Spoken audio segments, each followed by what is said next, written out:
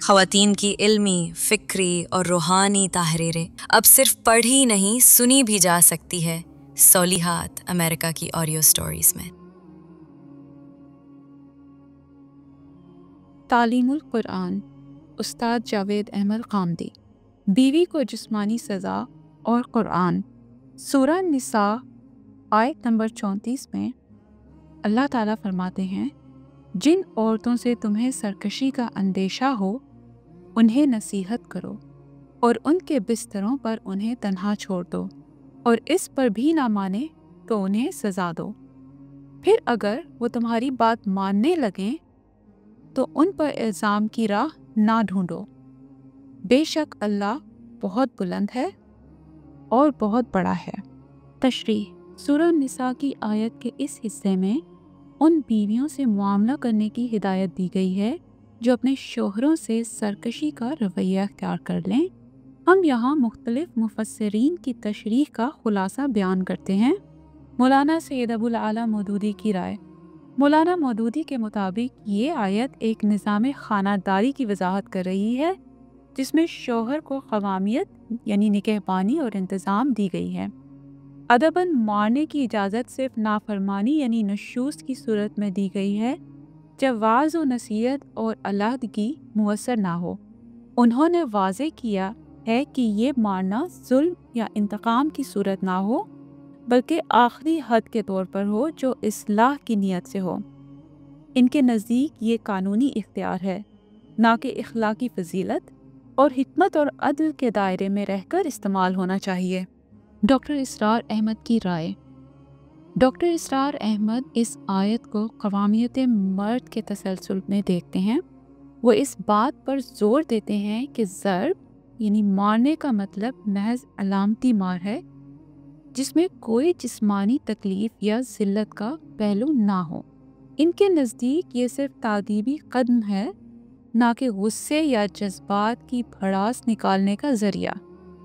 وہ اس بات پر زور دیتے ہیں کہ حضور اکرم صلی اللہ علیہ وآلہ وسلم نے اپنی زندگی میں کبھی بیوی کو ہاتھ نہیں لگایا اور امت کو بھی اس سے منع کیا ہے، لہٰذا اس اجازت کا استعمال بہت ہی نرمی اور حکمت سے ہونا چاہیے۔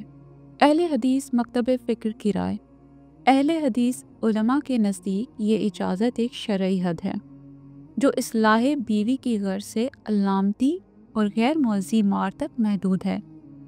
کئی اہل حدیث مفسرین نے وضاحت کی ہے کہ اس مارنے میں چہرے پر مارنے کی ممانعت اور نرمی کا پہلو شامل ہونا ضروری ہے، جیسا کہ صحیح احادیث میں آیا ہے۔ وہ اس بات پر متفق ہیں کہ یہ اقدام آخری مرحلہ ہونا چاہیے، اس سے پہلے نصیحت اور علیحدگی اختیار کی جائے۔ مفتی محمد شفیع عثمانی بحوالہ معارف القرآن: دیوبندی نقطہ نظر کے جید عالم اور مفسر مفتی شفیع کے نزدیک ضرب کا مفہوم تادیب ہے، نہ کہ تشدد۔ وہ فرماتے ہیں کہ یہ صرف نشوز یعنی بغاوت یا نافرمانی کی صورت میں جائز ہے، اور وہ بھی 3 مراحل کے بعد: وعظ و نصیحت، بستر سے علیحدگی، ہلکی پھلکی مار جس پر کوئی چوٹ یا زخم نہ آئے۔ وہ حدیث کا حوالہ دیتے ہیں کہ نبی پاک صلی اللہ علیہ وآلہ وسلم نے فرمایا، تم میں سے بہترین وہ ہے جو اپنی بیوی کے لیے بہترین ہو۔ ان کے نزدیک یہ اجازت شوہر کی اصلاحی قوامیت کا حصہ ہے، ظلم یا تفوق کا اظہار نہیں۔ علامہ شبیر احمد عثمانی، تفسیر عثمانی: علامہ عثمانی اس آیت کی تفسیر میں فرماتے ہیں کہ اللہ تعالیٰ نے مرد کو قوام یعنی نگہبان اور منتظم بنایا ہے، لیکن یہ قوامیت اخلاق اور شفقت کے دائرے میں ہے۔ ضرب کا استعمال آخری مرحلے پر ہے اور اس میں بھی شرعی حدود کا لحاظ ضروری ہے۔ وہ لکھتے ہیں کہ نبی پاک صلی اللہ علیہ وآلہ وسلم کی سنت اور سیرت کو دیکھتے ہوئے اس اختیار کو علامتی، محدود اور اخلاقی دائرے میں رکھنا لازم ہے۔ وہ کہتے ہیں کہ اگر شوہر اس اختیار میں ظلم کرے تو بیوی کو قاضی یا عدالت میں رجوع کا پورا حق حاصل ہے۔ جاوید احمد غامدی کی رائے: قرآن نے فرمایا ہے کہ صالحہ بیویوں کا رویہ ہمیشہ یہی ہوتا ہے کہ وہ رازوں کی حفاظت کرتی ہیں۔ اس سے یہ بات آپ سے آپ نکلی کہ وہ عورتیں جو سرکشی اور تمرد اختیار کریں یا گھر کے راز دوسروں پر افشا کرتی پھریں، وہ خدا کی نگاہ میں ہرگز صالحات نہیں ہیں۔ لیکن کوئی عورت اگر اس طرح کی سرکشی پر اتر ہی آئے تو مرد کیا اس کی تعدیب کر سکتا ہے؟ قرآن نے اس کا جواب اثبات یعنی ہاں میں دیا ہے۔ آیا زیر بحث میں اس سرکشی کے لیے نشوز لفظ آیا ہے۔ اس کے معنی سر اٹھانے کے ہیں، مگر اس کا زیادہ استعمال اس سرکشی اور شریدہ سری یعنی بغاوت کے لیے ہوتا ہے جو کسی عورت کی طرف سے اس کے شوہر کے مقابل میں ظاہر ہو۔ یہ لفظ عورت کو ہر کوتاہی، غفلت یا بے پرواہی یا اپنے ذوق اور رائے اور اپنی شخصیت کے اظہار کی فطری خواہش کے لیے نہیں بولا جاتا، بلکہ اس رویے کے لیے بولا جاتا ہے جب وہ شوہر کی قوامیت کو چیلنج کر کے گھر کے نظام کو بالکل تلپٹ کر دینے پر آمادہ نظر آتی ہے۔ اللہ تعالیٰ کا ارشاد ہے کہ معاملہ یہاں تک پہنچ رہا ہو تو مرد اپنے گھر کو بچانے کے لیے 3 صورتیں اختیار کر سکتا ہے، بلکہ اسے کرنی چاہیے۔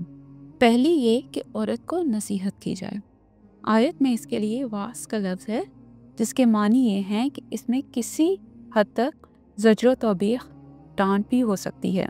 دوسری یہ کہ اس سے بے تکلفانہ قسم کا خلا ملا ترک کر دیا جائے تاکہ اسے اندازہ ہو کہ اس نے اپنا رویہ نہ بدلا تو اس کے نتائج غیر معمولی ہو سکتے ہیں۔ تیسری یہ کہ عورت کو جسمانی سزا دی جائے۔ یہ سزا ظاہر ہے کہ اتنی ہی ہو سکتی ہے جتنی کوئی معلم اپنے زیر تربیت شاگردوں کو یا کوئی باپ اپنی اولاد کو دیتا ہے۔ نبی پاک صلی اللہ علیہ وآلہ وسلم نے اس بنا پر اس کی حد غیر مبرح کے لفظ سے متعین فرمائی ہے۔ اس کے معنی یہ ہے کہ ایسی سزا نہ دی جائے جو کوئی اثر چھوڑے۔ آیت کے اس انداز بیان سے واضح ہے کہ ان تینوں میں ترتیب و تدریج ملحوظ ہے، یعنی پہلی کے بعد دوسری اور دوسری کے بعد تیسری صورت اسی وقت اختیار کرنی چاہیے جب آدمی مطمئن ہو جائے کہ بات نہیں بنی اور اگلا قدم اٹھانے کے سوا چارہ نہیں رہا۔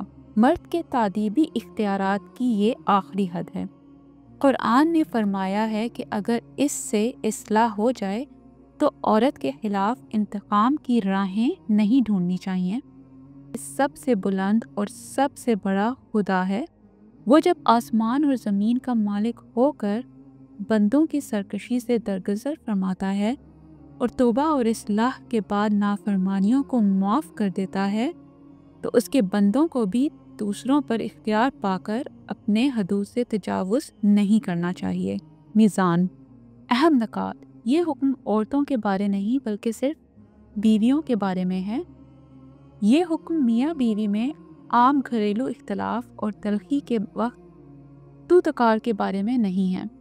میاں بیوی کے درمیان یہ سارے حقوق اور فرائض اس بنیاد پر مقرر ہوئے ہیں جب اس میں مرد قوام یعنی وہ بیوی، بچوں اور گھر کے سارے اخراجات کا اور حفاظت کا ذمہ دار ہے، یعنی گھر کے ادارے کا سربراہ اور باس ہے۔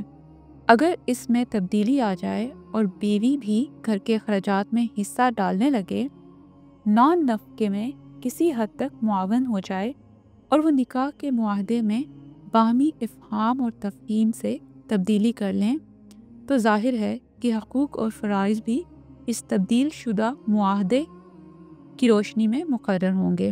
اگر ملکی قانون ایسے ہیں کہ مرد کو کسی بھی صورت میں زر کی اجازت نہیں تو شوہر اس قانون پر عمل کرنے کے پابند ہوں گے۔ وہاں انہیں اس حق سے دستبردار ہونا پڑے گا جو ایک خاص طرح کی معاشرت میں انہیں شریعت نے دیا ہے۔ وہ اگر بیوی پر ہاتھ اٹھائیں گے تو قانون کے مطابق مجرم اور قابل سزا قرار پائیں گے۔ یاد رہے کہ اس وقت پاکستان سمیت اکثر ممالک میں یہ قانون نافذ ہو چکے ہیں اور ان ملکوں کے شوہر بیویوں کو نشوز پر جسمانی سزا نہیں دے سکتے، اور یہ شریعت کی خلاف ورزی بھی نہیں کہلائے گا، کیونکہ بیوی کی تعدیب فرض نہیں بلکہ یہ محض ایک اختیاری تدبیر ہے جس کی اسے اجازت دی گئی ہے۔ اس کی حیثیت فرض کی ہرگز نہیں، اور جس ملک میں شوہر رہتا ہے اس کے قانون کی تعمیل اس پر فرض ہے۔ تصحیح و وضاحت نعیم احمد بلوچ۔